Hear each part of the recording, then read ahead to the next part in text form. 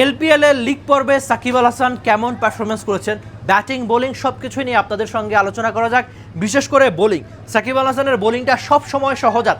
এবারের LPL league পর্বে 20-এর বেশি ওভার বল করার পরেও সাকিবের বোলিং ইকোনমি 8-এরও কম, সম্ভবত 7.8-এর মতো তা।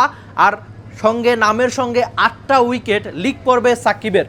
শুরুতে কলম্বোতে খুব ভালো পারফরমেন্স করেছেন, তারপর ডাম্বুলা, তারপর পাল্লেকেল্লাতে, এরপর সাকিবের গন্তব্য হবে কলম্বোতে, যেখানে একটা ম্যাচ জিতলেই তার দল চলে যাবে ফাইনালে, আর যদি হারে তাহলেও সুযোগটা থাকবে জাফনার। আপনাদের একটু পেছনের গল্প বলি যে এলপিএলটা কাভার করতে এসে দেখেছি যে এই মাঠে বা শ্রীলঙ্কার যেই মাঠেই এলপিএল হয়েছে খুব বেশি রান হয়েছে। আমরা সেটা কলম্বো, ডাম্বুলা, পাল্লেকেল্লে এই 3টা মাঠেই প্রচুর রান হয়েছে। আমরা দেখেছি যে শুরুতে যে দল ব্যাট করে খুব সহজেই 200-র মতো রান করে, আবার অপোনেন্ট রান তাড়ায় সেই রানটা চেজও করে ফেলে খুব সহজেই। মানে প্রায় বোলারদের ইকোনমি 10-11 খুবই স্বাভাবিক মনে হয়, এখানে অনেক বেশি রান হয়ে থাকে। একেএস অর্জন করলো গিনেস ওয়ার্ল্ড রেকর্ডস।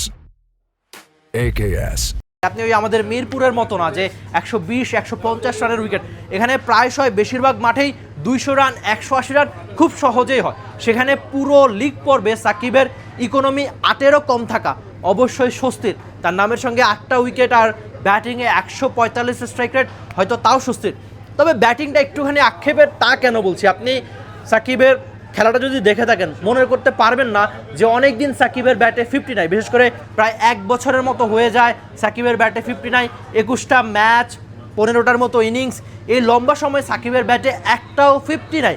সাকিবের ব্যাটিং পজিশন হয়ে গেছে এখন 7 বা 8-এ। মানে ওই যে আমরা বাংলাদেশ দলের হয়ে বা নানান লিগে দেখতাম না, Shakib Al Hasan top order batter, ব্যাটিংও তিনি দলের হয়ে অনেক কিছু করেন, কিন্তু সেই কাজটা সাকিব সবশেষ 1 বছর বা 1.5 বছর ধরে করতে পারছেন না ব্যাটিংয়ে। সেটা তার চোখের সমস্যা হতে পারে, যদিও শ্রীলঙ্কায় একদম শুরু থেকে আঙ্গুলের সমস্যায় ভুগছিলেন। সেই আঙ্গুলের সমস্যার জন্য আমরা দেখেছি খুব বেশি ব্যাটিংটা তিনি করতে পারছেন না। যদিও পাল্লেকেল্লাতে তিনি বাংলাদেশি সাংবাদিকদের জানিয়েছিলেন তার আঙ্গুলের অবস্থা এখন ঠিকঠাক, ব্যাটিংটা ঠিকঠাক করা যাবে।